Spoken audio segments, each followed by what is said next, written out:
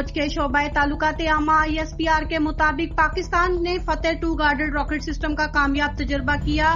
فتح 2 guarded rocket system 400 kilometre تک نشانہ بنانے کی صلاحیت رکھتا ہے۔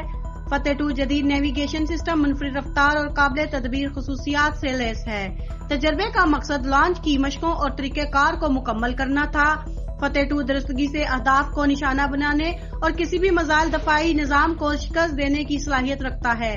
فتح 2 راکٹ سسٹم کو پاکستان کے آرٹلری ڈویژنز میں شامل کیا جا رہا ہے۔ راکٹ سسٹم پاک فوج کے روایتی ہتھیاروں کی رسائی اور ملکیت کو نمایاں طور پر اپ گریڈ کرے گا۔ اسلام آباد ہائی کورٹ نے 1990 ملین پاؤنڈ ریفرنس کیس میں بانی PTI کی درخواست ضمانت منظور کر لی۔ عدالت نے 10 لاکھ روپے مچلقوں کے عوض ضمانت منظور کی۔ عدالت نے محفوظ شدہ فیصلہ سنا دیا۔ 14 مئی کو دلائل مکمل ہونے پر فیصلہ محفوظ کیا تھا۔ چیف جسٹس عامر فاروق اور جسٹس طارق محمود جہانگیری پر مشتمل ڈویژن بینچ نے فیصلہ محفوظ کیا تھا۔ 9 جنوری کو احتساب عدالت کے جج محمد بشیر نے بانی PTI کی درخواست سے ضمانت مسترد کی تھی، جس پر اسلام آباد ہائی کورٹ سے رجوع کیا گیا اور 26 فروری کو پہلی سماعت مقرر ہوئی۔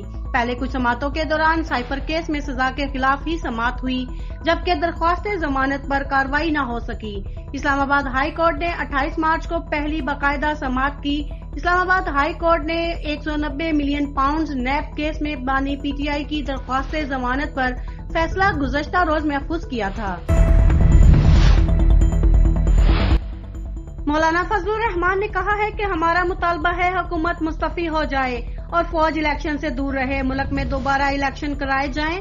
یہ انتہائی کمزور اسمبلی ہے۔ پیپلز پارٹی حکومت بینچوں پر بیٹھی ہوئی ہے۔ PTI کے ساتھ ذاتی دشمنی نہیں۔ ہم دھاندلی کے خلاف تحریک شروع کر چکے ہیں۔ دیگر جماعتیں ساتھ ملنے کا ارادہ رکھتی ہیں۔ کسانوں کے ساتھ شانہ بشانہ کھڑے ہیں۔ پنجاب کے کسان بہت مظلوم ہیں۔ جب گندم موجود ہے تو باہر سے گندم کیوں منگوائی؟ عام کسان کے ساتھ ظلم کیا گیا۔ جو ہمارے مطالبے ہیں کہ اثر نو الیکشن ہو، حکومت مستعفی ہو جائے اور فوج الیکشن سے دور رہے۔ کسی ایجنسی کا الیکشن سے کوئی تعلق نہیں ہوگا۔ الیکشن کو اتنا بدنام کر دیا ہے کہ اس کو الیکشن کہنا ہی ناجائز ہے۔ الیکشن کہنا اس کو ناجائز ہے، جہاں پر امیدواروں سے کروڑوں روپے لیے جاتے رہے ہوں، جہاں ایک صوبے سے اربوں روپے لے کے چلے جاتے ہوں، جہاز بھر کے جا رہے ہوں، اسمبلیاں بک رہی ہیں اور کینڈیڈیٹس بیچارے در بدر ہیں، تو یہ الیکشن ہوتا ہے جی؟ ہم مطمئن ہوں گے اس بات پر کہ ہاں ہم واقعی پارلیمنٹ کے ممبر ہیں اور ہم کیا ملک کے اندر ایک VIP کا اس وقت سٹیٹس رکھتے ہیں۔ وفاقی حکومت نے مہنگائی کی چکی میں پسی عوام کو بجلی کا ایک اور جھٹکا دینے کی تیاری کر لی۔ Central power purchasing agency CPPA نے آئندہ مالی سال میں بجلی صارفین پر 347 ارب روپے بوجھ ڈالنے کی تجویز دے دی۔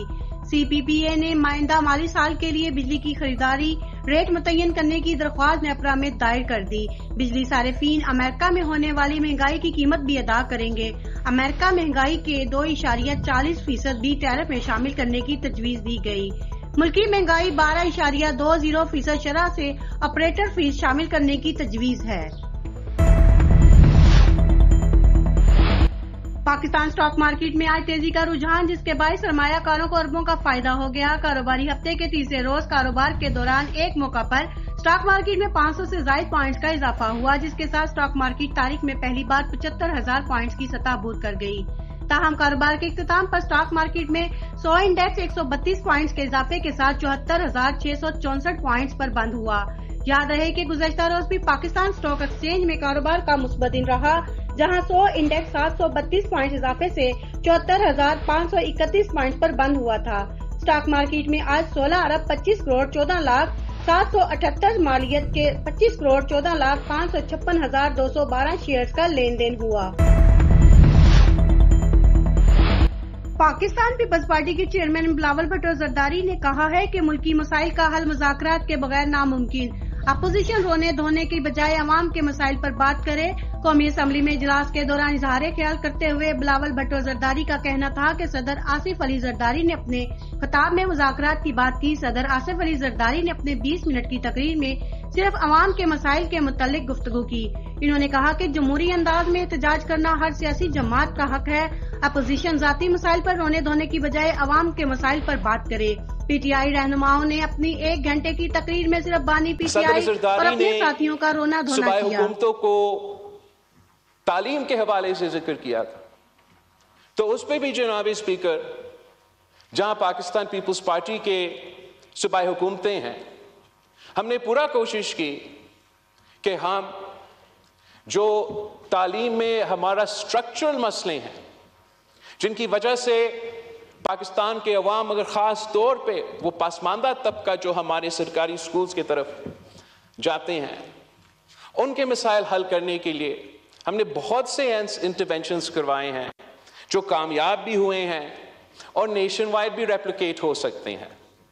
مثلا جناب اسپیکر، جب ہم نے حکومت سنبھالا تو گوسٹ ٹیچرز کا مسئلہ تھا صوبہ سندھ میں، تو ہم نے پھر بائیو میٹرک نظام انٹروڈیوس کروایا تھا اور تقریباً اس مسئلہ کا حل نکالا۔